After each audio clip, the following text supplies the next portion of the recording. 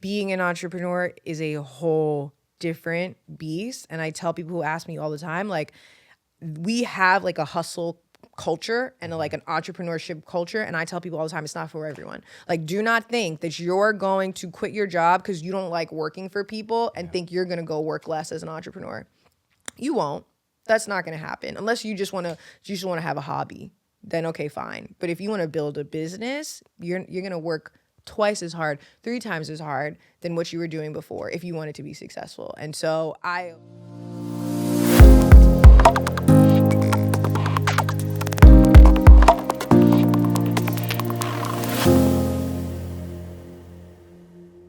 What's going on, everybody? Welcome to another episode of Off the Cuff, where conversations lead to inspiration. I'm your host, Christian Palmer, and today I'm joined by a digital marketing expert and influencer strategist, someone who quit her 9-to-5 to build an influencer marketing and talent management firm, CFG, focused on diversity and inclusion. Without further ado, here's Off the Cuff with Annelise Campbell. Annelise. Hey, how's it going? Chilling, man. How you feeling? I'm good. Thank you for having me. There's a lot to talk about today. I definitely want, us to dig in a little deeper into the story, how you got to where you are. You are somebody who really has a very indirect path to success, right? You've been through many of these things where you've said, one of the things that I actually admire, you said you never wanted to be a CEO. No. And look at you now, CEO and founder of CFG. Yeah. So tell us a little bit more about how you got to this point. Yeah, so I think I did have just what I would consider a sense of direction. Like, I always knew I wanted to work in advertising. And like, I was the kid, like, I remember when like TiVo came out and you were able to like pause commercials, and I would like go back if I saw a really good one. I'd be like, oh my gosh, I'd bring my parents down and be like, you have to watch this. This was so good. And now I think, like, as an adult, as I reflect on that, I did think there was something really interesting about being able to capture somebody's attention in a 15, 30-second time frame when, most people will be like, oh, this is the perfect time to run to the bathroom during a commercial, where I was the person who was like, no, I want to see it. Like, what is it going to be like? Is it going to be good? Is it going to be bad? Is it going to be for a product that I think is cool? And then my parents always used to joke that I could sell water to the ocean. And so they were like, you need to do something where you're selling or, presenting ideas. And so I think they naturally saw those things and kind of gestured me into the right direction. But it wasn't like, oh, you have to do this. And so that's kind of what I went into college thinking about. I was like, I wanted to pursue a career in advertising. I didn't have a lot of people who had like connects in the industry in terms of like, the big agencies that you think about. What I had is an uncle who was the CEO of a hospital and said, you can go intern at the local ad agency that does our hospital ads. And so that's what I started doing. That was like my first internship. And it was great because I learned a lot about what at the time was like digital marketing. So like when people were creating like blogs and like creating like paid ads to, highlight their hospital services or whatever. And then at that point, that was kind of all the experience I had. Like, I did some activities in undergrad, and then I was like, okay, I am going to go to grad school because I was concerned that my background wasn't going to be compelling enough to get me into the big agencies that I wanted to be a part of. And randomly, I was in like this 3-hour marketing elective class, and the teacher was like, if you watch this documentary and stay for extra credit, like, you'll get extra credit. And it was about this agency, the Martin Agency. Okay. And they're one of like the oldest marketing firms and advertising firms. They came up with like the Geico Gecko and like Oreo spots and stuff like that. And I had never heard of them. And so when I was an undergrad, I had a running list of all the agencies that I wanted to work for, but they weren't on there. So I added them to my list. I did some research, and they had an internship program called the Student Workshop. And so I applied, didn't think I was going to get it. Like, I was in the process of literally applying to grad school. And I found out that I got in. Wow. And so I packed up, I went to Virginia for the summer for like this 2-week advertising intensive. And we were split up into groups, and you had to come up with an idea with your group and then pitch that to the head of a food brand. So like the CMO was literally in the room when we pitched our idea. And so I had an idea, and like my team kind of was like, oh, it's a joke. Like it's not a big idea. Like we kind of joked about it. And then our mentor was like, no, that's a really good idea. Like you should move forward with that. But we didn't get to that point till like the last minute. So we came in with like the worst presentation, the worst deck. Like all we had was this one idea that I had come up with. And I was like, well, let's see if it works. And when we got feedback, like the CMO like ripped us a new one pretty much. And then he was like, however, this was like the best strategy out of all the groups. And then we won. And then the idea that I pitched is like in the stores, like in stores right now, which is crazy, which is like really crazy. But I say that all to say that like that was my kind of first initial what I consider like entry point into this field. And so there have been a lot of situations in my career where people be like, how are you so fearless? How are you so humble? Like, how are you able to kind of just jump into these situations? And I'm like, my first job out of college happened in 14 days, and I had to pitch to a head of a Fortune 500 company on day 14. So like, yeah, nothing scares me anymore. And so that experience was really helpful for me. And so because of that, like it opened a lot of doors for me. So like my first job after that, like my first full-time job was at a small digital shop. And I got hired to lead the team. And it was really simply because of that experience. Like my boss had literally said to me at the time, she was like, you came from Martin, so you have to be good. And then she was like, okay, and you're going to be leading this team of 4. Don't be intimidated. They're all older than you. Wow. And I was like, I'm sorry, what? And so that was a really eye-opening experience. And I think I came into it like knowing what I didn't know, because I was the strategist on the team and the team lead, but there were copywriters on the team. There were SEO and SEM specialists on the team, like people who knew more than I did, obviously. So I kind of just like let them do their thing. And it worked really well for us. And I think that was a really good first full-time role for me. Then that company got bought out and I moved to a PR company in New York, Golan, where I got hired as an associate. And I would say my experience at Golan was like life-changing in a really good way, because the team was really small and it was a situation where they were kind of like, if you can do the job, do it, because we don't have anybody else to do it. And so that's when I got introduced to influencer marketing. So I got hired to work on a hotel brand. And at the time, like travel influencers were kind of becoming a thing, but not really. And our client was like, okay, well, there are all these people making all these YouTube videos, reviewing our properties. Like, what do we do with them? And so I'm really into travel. So naturally, like I kind of watched and consumed content generally, like as just a regular person, not as a marketer. Right. And so they were like, okay, Annelise, you lead it. And I was like, okay, like I'll come up with something.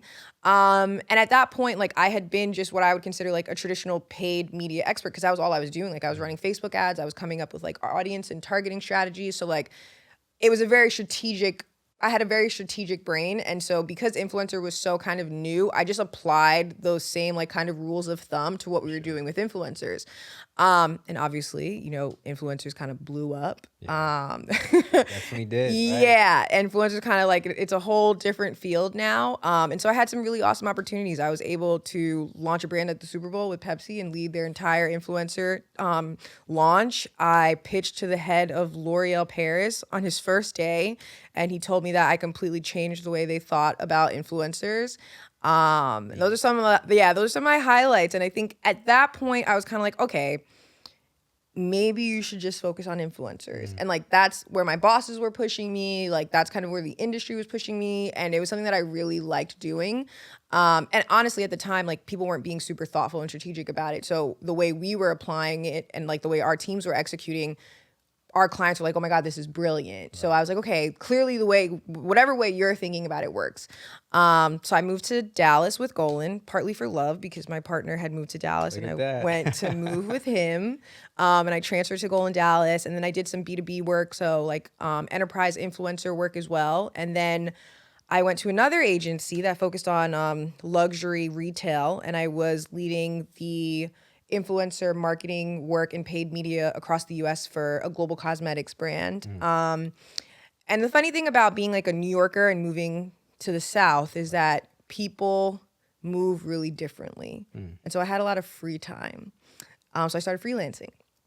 And I freelanced for this influencer, Jaleesa Vaughn, and she needed a video editor. And I knew how to edit videos. I was like, all right, I'll edit your videos. And Premiere? Yeah. Nice. Yeah, I'm a premiere girl. For I sure. feel like it's so easy. Other people don't, but YouTube, whatever. yo, YouTube is teaching me a lot about Premiere. Yeah, so on the side, I was her video editor. And one time in passing, she told me how much she was getting paid for the brand video that I was editing. And I was like, you're getting severely underpaid. And she was like, wait, what do you do? And I was like, this is my day job. Like, I'm an influencer marketer, strategist. Like, that's my job. And she was like, can you please be my manager? Like, on the side, like, just for, like, I just need help. Like, I'll find another agency later, but for right now, like, I need help.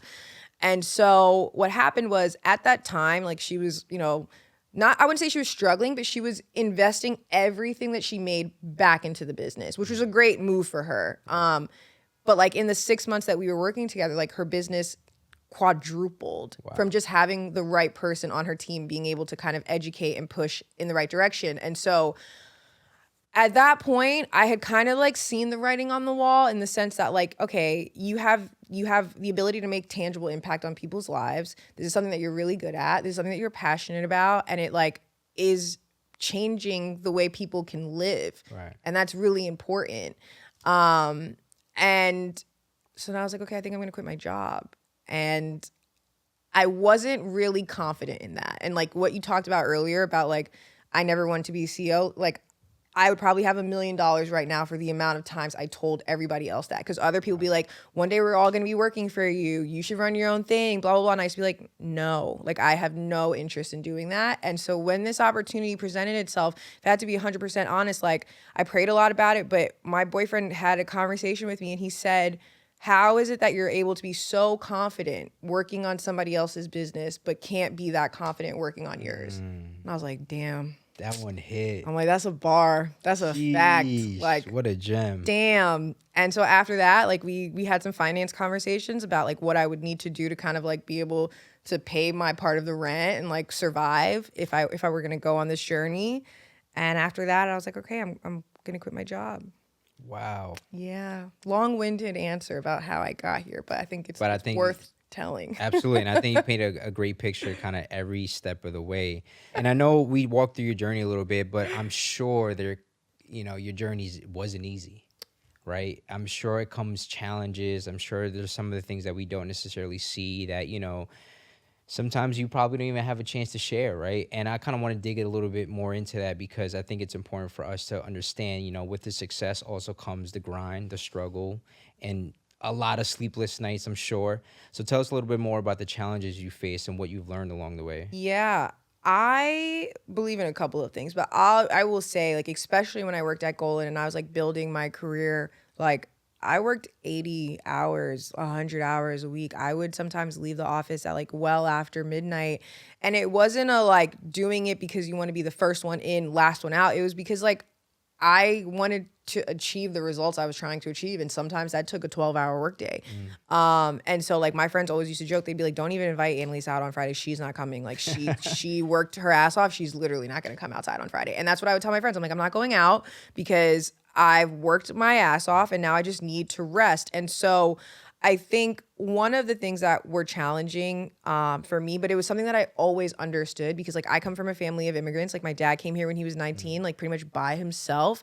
And like he didn't get a college degree and now he's like senior VP for a global banking firm. And like, so by all accords, he shouldn't have ended up where he did. But what I saw when I was growing up was a man who used to literally come home super late, work really hard, tuck his kids into bed, read them a story, come to field trips, even if he was like half asleep because he didn't get to sleep the night before.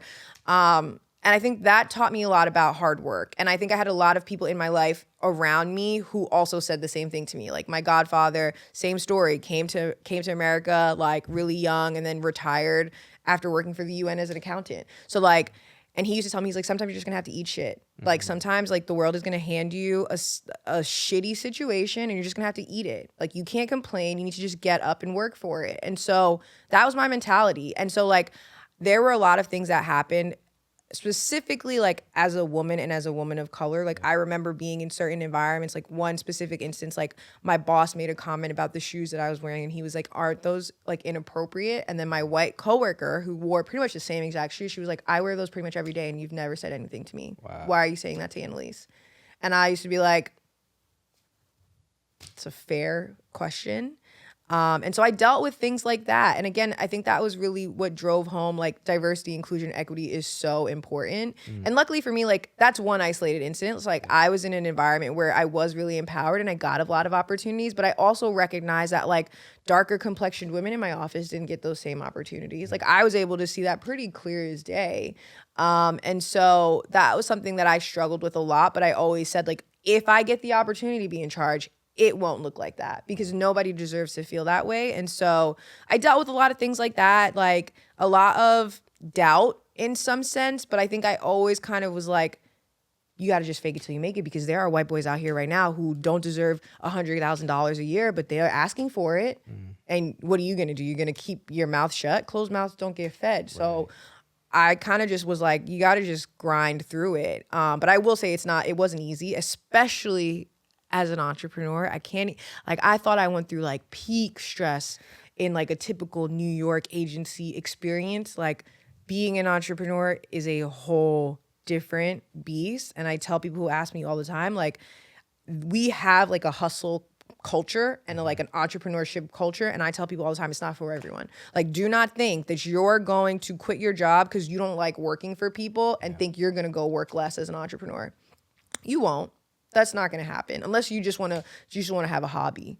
Then okay, fine. But if you want to build a business, you're going to work twice as hard, 3 times as hard than what you were doing before if you wanted to be successful. And so I always tell people, like, this is not a walk in the park. It's not anything easy, but it's worth it, especially if you go after it for the right reason. And I think I learned a lot of hard lessons when, like, those first couple of months. Like, even when my partner quit his job and came to work for me in like a CFO capacity, and we got into arguments. Like, I was like, no, don't do that. Like, that's so much pressure on me. Like, I'm supporting our little family, me, you, and our dog. Like, that's all on my shoulders right now. And in hindsight, I'm like, there's not even a lot of responsibilities. There are people who are leaving their cushy C-suite jobs to build stuff, and they have a whole family to support. And like, that was a tough moment for me, because I was like, are you going to be able to do it? Like, are you going to be able to pull through and build something successful enough where at the end of the day, like, he can quit his cushy finance job and you guys will be okay? And luckily, like, we ended up being fine. But it was, I like had a lot of sleepless nights when that happened. Like, I was like, you're going to quit your job now? And he was so confident. Like, he had not a doubt in the world. He was like, no, I see what you're trying to build. It's super scalable. Like, let me help you scale it. Wow. And I was like, oh, fuck us, bro. Damn. We're fucked. But look at that. You've been building something so empowering, and you know, I'm just so grateful to just have this conversation with you. And I think it's like you said, this is now more than ever. This is so needed. Yeah. You know, and I think it's so important for you. So, in addition to, you know, and shout out to your partner and your man for taking that leap of faith with you, because that's big, you know. And you talked a little bit about advice and the lessons you learned along the way. You know, now you being a CEO and building a team, right, of 8, and you say you want to scale to 11. What are some of the lessons you hope your team learns from you? Yeah, so I think when I was at Golden, I was really lucky where my CEO approached me and asked me to be his reverse mentor. And when I got the email, I was like, why am I getting this email? And so when we had our first meeting, I asked him, I was like, why did you ask me to be your reverse mentor? And he was like, well, I think there's a lot I could learn from you. And I was like, expand on that. And he was like, you know, I'm a white male British CEO. I have a lot of privilege. I came from a lot of privileged experiences. You are a person of color, a Black woman in this industry. And honestly, like, you're one of the shining stars of the agency. I feel like I could learn a lot from you. And that taught me so much about running a business and being a leader. And I'm so grateful for that experience, because I got to ask him a lot of the questions that people couldn't. Like, we used to have one-on-ones monthly, and like, we had a lot of difficult conversations. We had a lot of conversations about like race, gender, politics, like just so many different things that impact workplace cultures that you don't like even really think about until you're in the position of leadership. And so one of the things that became very clear to me was empowering your workforce. And I stand by that. My team, if my team says anything about me, they'll be like, Annelise will we us to death. She will never say me. She'll never say I. Like, it's we. And I'm like, it is. Yeah. No, it literally is. And for me, like, having people who feel empowered at work is so important. That's a lesson that I got in so many different ways because like you can't speak up if you're not empowered. You can't flag that something's wrong if you're not empowered. You can't push a really brilliant idea in a room full of others if you're not empowered. Like that doesn't happen. People will shy away from all of those things and shrink themselves when they don't feel like they're in an environment that fosters growth and productivity. And so for me, that was one of like the biggest lessons I took from my career and becoming a leader eventually was like, you need to empower people. People can't walk in the room and say, oh, I don't feel comfortable saying what I need to say because Annelise is here. And that was something that I've tried, and I'm still trying really hard to make sure it gets instilled across my teams because I want them to be the brightest, loudest, most passionate group of people and feel like, yeah, I'm going to share my ideas no matter who's in the room because I think they deserve to be heard. And so that I'd say that's probably one of the biggest lessons I've learned about like being a leader throughout my career. No, that's beautiful, and I'm so happy you share that because I think it is important just to empower and the inclusiveness, right, of just the we. It's small but very, very effective, and they carry it all throughout. And I'm sure your team's learning that and more and beyond and stuff. I hope so. Mentorship. Yeah. That's such a big thing, even for me personally, right? And I think it helps you just with sometimes redirection, just direction in general, bouncing off ideas, just learning from those who have walked the path that you're looking to walk or vice versa, right? Talk to me why mentorship for you is so important. Yeah, I have a reminder on my phone right now. Every 2 weeks, reach out to your mentor so I don't forget because they have so much wisdom that I don't have, and they're able to give me perspective in ways I would have never thought about. And I think the other thing too is like we are our harshest critic, and I am like so critical of myself, and I'll find myself in situations where I'm talking to my mentors and they'll be like, well, that's brilliant. And I'm like, I thought that was horrible. But it's good like that this very successful, established, smart person thinks that what I'm saying is brilliant because I was over here like downplaying it and being like, oh my God, that's so dumb. Who would ever want to do that? And so it's really good for providing perspective, especially if you put yourselves in situations where you feel uncomfortable. One of my mentors now, like he's at Nike, and like when we first started working together, I was like, wow, this guy is brilliant.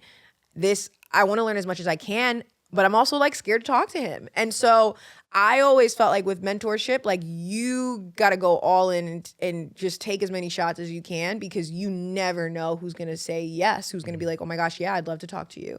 And so I've gone into it kind of fearlessly. I wouldn't say like maybe brash, I don't know, but I kind of was just like, well, let's just try. Like, what is the worst that can happen? And so it's so important to make sure that you are not so much in your own head that you can't see things for what they are. And I think mentors really help clear the fog because I think especially as you're building and getting started in your career, like it's so easy to just get bogged down by so many things that kind of cloud your judgment, honestly. And so when I have conversations with my mentors, it's like literally a shot of clarity. And I need that as a business owner and as a person who's building a team. Like it's so vital for me to be able to kind of just bounce ideas off of someone who I know knows more than me. Yeah. That's so beautiful. And I'm the same way when it comes to mentorship. Now, in regards to just sharing advice and tips, because I want to lean on that a little bit more. 'Cause you've been flowing so many gems. And I want to keep you going on that story. Can you share some tips and advice on how we should be representing ourselves when speaking to just when we're getting a seat at the table, when we're speaking to brands, like when it comes to either influencers or just people in general, people who are, like you said, like people of color, Black creators, Black influencers, like should we be representing ourselves when we get a seat at that table? Yeah. I think one thing that has stuck with me while I've done this is that nobody can articulate your value the way you can. And so you need to go into any of those situations knowing very clearly, like, what value do I add? If you can confidently say, this is what I bring to the table, and nobody else is going to do that, then that's the best jumping off point you have versus saying, oh man, there's so many other influencers out there that do so many other things. Like maybe I could be a part of it. No, not maybe. No, what do you do differently? Do you over index with Black women who love skincare? Then yeah, you'd be really great to work with NARS or whomever, and you need to articulate that. And I also think specifically for people of color, especially when we talk about marketing, advertising, consumer packaged goods, whatever, we move culture. Culture does not move without Black people and people of color. And so I think it's important to know that that value is priceless. That is why brands go out and write copy and says hot girl summer. Like, Word. that is the Exactly. reason. That is the reason, because it resonates with everyone. With everyone. It doesn't matter where you come from, what background you have. Like, people can understand and feel vibes and swag and culture, and they want to emulate it. And so for me as a marketer, like when I see people of color struggling to kind of articulate their value, I'm like, bro, you are the value. You are the culture. You shape everything that marketers are thinking about doing right now. TikTok would not be TikTok without Black creators. Wow. There is none of that exists without people of color. And I think the sooner people of color realize that and understand that and can figure out how to articulate that value, the better off they'll be. Because I think we shy away from these opportunities a lot of the time. Like, we say, oh my gosh, Lysol wants to work with me. Oh my God, I'll give them whatever they want. No, you shouldn't. Right. You shouldn't. You should know going into it, okay, what are you guys looking for? What are your goals? What are you trying to achieve? Here's the best way that I can get you there. And I think brands have to understand that and respect that, because for an industry that has overlooked so many people for so long, I don't really think you have the authority to decide how this is going to go down at this point. Like, because you've done it wrong. That's why consumers were so upset last year with like George Floyd and everything that was going on. That's why consumers were screaming, literally, do better. So like, the ball is now in our court, and it should have been a long time ago. And I think that's one of the things that I think people of color, any person that is underrepresented and doesn't feel seen, needs to know and understand is like, what value do you bring? I don't really care about what everybody else is doing. What do you bring to the table, and how can you articulate that? Because the sooner you're able to do that, the better off brands will be able to understand and kind of reconcile that, wow, what you have to offer is really special. Boom. Damn. You see, I knew I wanted to keep you just going and going. And that's so beautiful, because I think what makes us unique is just us. Yeah. The way we think, our experiences, the way we articulate things. And like you said, culture doesn't move without us, right? And that's so important. Now, on the flip side, right, I think it's important also for brands to understand. Yeah. What do you want brands to understand when working with us Yeah. on this side? I think they need to understand, especially if they don't have people who look like us in the room, that you probably should give us a bit more creative freedom. I've been in situations where like we'll get a brief for an influencer and it'll be like a hair care campaign. This is literally has happened. And our client wore wigs and protective styles. And so when we got on the phone with the brand, they were like, I don't understand why she can't show her hair. I'm like, she doesn't show her hair. Like, what part of what I'm saying don't you understand? But I was talking to a bunch of white women who had no context at all. And so we had to say, like, if you give her this product and don't let her talk about it on a wig, all of her audience is going to be like, what the hell is this? Like, this makes no sense. The most poignant example I can give you of that, I went to a conference one time, and this, I think she's like in the Advertising Hall of Fame now, but wow. She was an executive for Coca-Cola. And she told this story that has sat with me forever. She said they spent like $1 million on this commercial. It had to be like in the 90s. And they wanted to appeal to a more diverse audience. And so they shot this commercial. It was in a beach in New York. The Black mom was at the beach with her kids, having a good time. They come out of the water. She gives her kids a Coke. And they're like, oh, spot is great. Run it. Put millions of dollars behind it. Whatever. The spot tanked. Like, didn't drive results, wasn't impactful any way, shape, or form. So when she got hired, they were talking about the spot, like what happened? She was like, Black women don't get their hair wet. So you having this mom come out of the ocean with her hair dripping wet is just unrealistic. And she was like, no one in this room of executives thought about that, not once. Wow. And so for me, at this point with brands, like they need to understand, especially if they don't have representation in the room, you're not really in a space to dictate what people of color should be doing. Like I think, like I'm a marketer, so like I'm not about to say like, oh, everybody just do whatever they want and hope that it's a good representation of the brand. No, like there should be guardrails, there should be like well-written briefs, but you should also give creators the freedom to do what they do best because they've built this audience without you. They didn't become popular because of Lysol or Tide or whomever. No, they became popular for being Chanel, for being Jalisa, for being Amina. Like that's what they became popular for. So if you want them to authentically talk about your product, then you should probably let them do it with their Amina voice, Chanel voice, or Jaleesa voice. And that'll probably work out better than you giving them exact copy that Molly, no offense to Molly, wrote and said, oh yeah, go run that on your page. Like, that's not going to work. And consumers are going to see right through that. And so brands need to understand that you have to give a little bit of creative freedom to these partners that you work with. Otherwise, how's that a partnership? It's not. I'm just an ad. You're just giving me copy. I'm going to run it. You could do that at Vogue. You could do that on Twitter. You could do that on Instagram. You could do that with a TikTok ad. So then why are you doing it with me? Wow. Look at that. So how is CFG now shaping and shifting the game? Yeah, I mean, I think we're doing a lot. I think, for us, I think it's important that we have a fully diverse roster of over 30 something creators. And I think that's not normal. And so I remember I was having a conversation with someone from, I can't say the brand's name, but we were having a conversation. I sent them the roster and she was like, oh my gosh, I thought this was your, multicultural division. I was like, no, this is the whole thing. This is it. And she was like, I was so impressed because we never come across that. We'll never see a roster that is so diverse and multicultural. Wow. And so for me, we have conversations with my team. Sometimes we find influencers that we think would be really, really good that I'm like, yeah, but do they fit what we're looking for in terms of diversity, inclusion, and equity? If they don't check that box, there are thousands of agencies that will rep them no matter what. And so I'd rather give the opportunity to people who don't get that. And it's unfortunate now, brands are scrambling and trying to figure it out. And I tell people all the time, just be able to see through the bullshit. Because at the end of the day, you go to an agency, they're going to make you money. That's what they do, right? But are you going to be a number on a roster? Or are you going to be someone that people are invested in and care about your success and want to build a business with you? And I think that's what we do. A lot of our clients say things like, it's a family. They care about me as a person. And it's true because I do. Because if I wanted to just make a shit ton of money, I could have just worked at Facebook. Yeah. Not that I'm not going to make a shit ton of money. I'm going to. I'll try my best. Absolutely. But if I wanted to just do it soullessly, no offense to Facebook, I could just go work for any tech company and just run their influencer division. Yeah.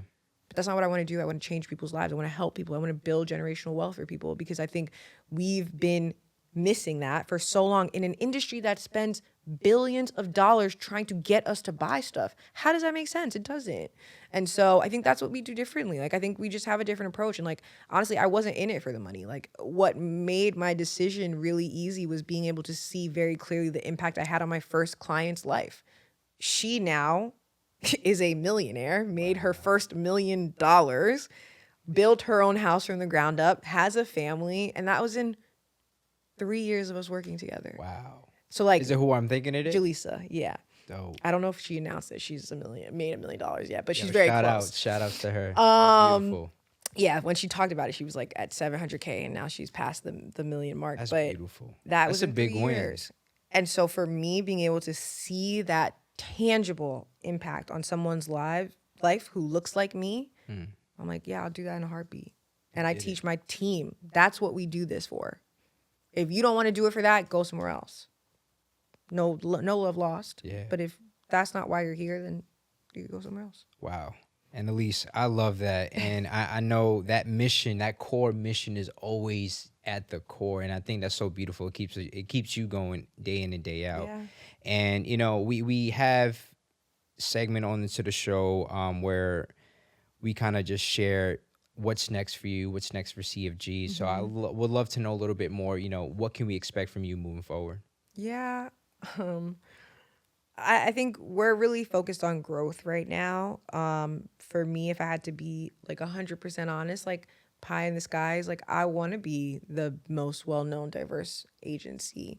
And so hopefully we get there. I think we're also thinking about a couple of new markets that are now emerging that we think representation is going to be really important in. I'm not going to spill all the sauce, but I think you think about Gen Z, you think about TikTok, you think about athletes, there's a lot of new opportunities that are arising where people are going to need representation and management. So we're definitely thinking about that. I think one of the things that have come to light for me is that I don't have to be the company that gets acquired. I can acquire other companies when I get to a certain scale. And so I might be plotting some version of world domination, nice. but we'll keep that one in house. But yeah, no, I think we're really just focusing on like growing successfully, because I think there is a risk when you grow too fast. And even when I look at our growth, I'm like, that how did we get from here to there? And I have other people and from other industries who kind of help ground me, who will say there are companies that grow twice as fast, 3 times as fast, and aren't even profitable. Like, don't worry about that. Like, what you're doing is working. So keep that momentum. And so that's really it. Growing, scaling. I have a bet with my team right now. We had an internal goal. Like, if we did $2.5 million in brand deals, like that was our goal for the year. And then we passed that like a month and a half ago. Yes, sir. And so Let's get it. they set a new goal, but they said if we reach that goal, you have to take us all to Hawaii. So they're pretty close. Nice. And now I have to figure out who's going to do all that work when we go to Hawaii. But Wow. hopefully they make goal, because that would be great.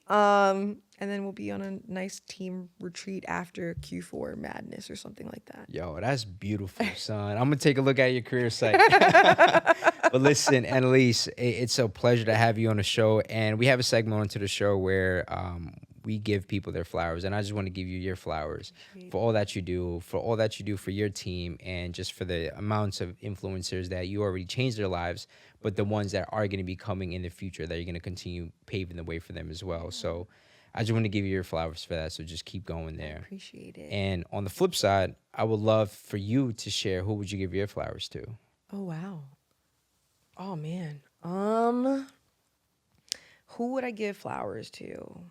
I would give my flowers to all of the men and women who work in my industry, who are nameless, faceless, who make sure that brands are doing the right thing. For all the people who have sent an email when they weren't probably comfortable and said, hey, this might not play out the way we think it will. For all of the people who keep this industry moving, who we literally will never know about, I'd give my flowers to them, because they're honestly doing work in a space that was built by white men and then dominated by white women. And there aren't a lot of us. And I know there are so many of you guys that are nameless and faceless. And so I give my flowers to y'all. Wow. That was beautiful. Yo, that was beautiful, son. You know, in addition to that, we also have this thing that it's called the Hidden Gems Pot of Gold. Okay. And all I'm going to ask you is to pick a question. It's all randomized, a question out of here, read it out loud, and just say whatever comes off the cuff. Okay. So let me shake it first, so you Okay. know that something's in here. Okay. So just go in there, pick one, Okay. read it out loud, and let's hear it. What's a lesson you wished you learned sooner, and why? Oh, man. I wish I would have learned sooner that there is way more money out there in the world, because I felt like, especially growing up around immigrant parents and family members, like they would always, anytime somebody brought up money, that's grown folk business. Don't get involved with that. And I think don't get me wrong, like I understand that, but I also think there's a detriment, because when I started meeting other people who worked in other industries and like stuff like that, and we'd have conversations, like I thought 6 figures was like the cap. I genuinely felt like, okay, if you make $100,000, like that's the best of the best. Like there's no need to go higher than that. There's nothing more than that. And I'm realizing now that there are people who build companies that are only 6 months old, that are not even profitable, that are getting bought out for $1 million. And so like that understanding of finance and possibilities, I wish I would have learned that sooner, because I think it would have taught me to just dream bigger. Like I think the way I contextualized my dreams were just confined a bit, because I didn't know that it was even possible. Like the fact that like we are going to be 2 years old in November, and like we're pretty much close to being like $750,000 in revenue, almost $1 million in revenue. Wow. I would have been like, that's not physically possible. Wow. Like if I didn't learn what I had learned, I would have thought there's no way that that's possible, because I didn't have any points of reference. And so I always say this to especially people of color: talk about money, talk about how much you make, talk about how much your bonus is, talk about what you do with that money, talk about how you invest that money, because silence will prevent the dissemination of information. Wow. And so if you're quiet about it and you just build in silence, you are not helping anyone else build behind you. Yeah. And that's a disservice. Not to say like every person of color needs to like spread the gospel of finance, but it's just that I think it confined the way I dreamt. And I wish I would have known like there is so much money out in the world to be made, so much wealth to be built and shared. It would have blew my mind if I knew that a little bit earlier. Wow. Yeah. That's beautiful. And Annelise, it's a pleasure to have you on the show. Now, before we wrap up, I would love to learn a little bit more of where can we support you, and how do we best support you, and where can we follow you? Yeah. You can follow the brand at CFG Talent. You can follow me on Instagram too, Annelise.Alexandra.